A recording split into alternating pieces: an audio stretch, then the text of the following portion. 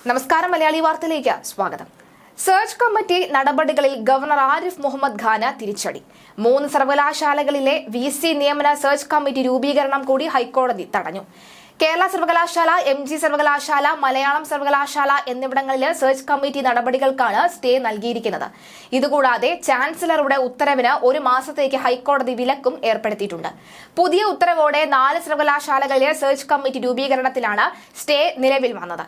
നേരത്തെ സംസ്ഥാനത്തെ വിവിധ സർവകലാശാലകളിലായി വൈസ് ചാൻസലർമാരെ നിയമിക്കാൻ ഗവർണർ ആരിഫ് മുഹമ്മദ് ഖാൻ നീക്കങ്ങൾ നടത്തിയിരുന്നു.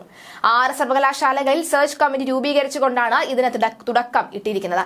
Kerala, MG, fisheries, agriculture, KTU, Malayalam സർവകലാശാലകളിലേക്കാണ് നിയമന നീക്കം നടത്തിയത്. ഗവർണർ രൂപീകരിച്ച കമ്മിറ്റികളിൽ UGCകളുടെയും ചാൻസലറുടെയും നോമിനികളാണ് ഉള്ളത്. കൂടാതെ കമ്മിറ്റിയിൽ സർവകലാശാല പ്രതിനിധികൾ ഇല്ല.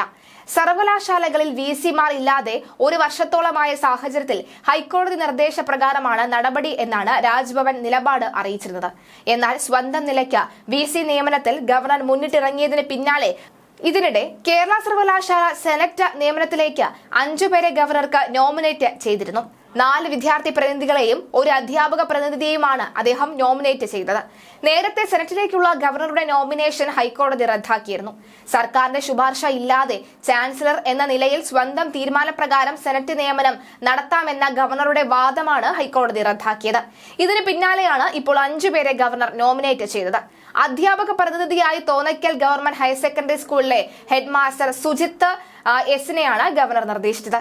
മികച്ച വിദ്യാർത്ഥികളുടെ വിഭാഗത്തിൽ പന്തളം NSS കോളേജിലെ MA ഇംഗ്ലീഷ് വിദ്യാർത്ഥി രാമാനന്ദ R, തിരുവനന്തപുരം മാർ ഇവാനിസ് കോളേജിലെ ബിരുദ വിദ്യാർത്ഥി GR നന്ദ, കേരള സർവകലാശാലയിലെ ഹ്യൂമാനിറ്റീസ് വിഭാഗം ഗവേഷക ദേവി അപർണ JS, കാര്യവട്ടം ക്യാമ്പസിലെ കെമിസ്ട്രി ബിരുദാനന്തര ബിരുദ വിദ്യാർത്ഥി കൃഷ്ണപ്രിയ R എന്നിവരെയുമാണ് ഗവർണർ നോമിനേറ്റ് ചെയ്തത്.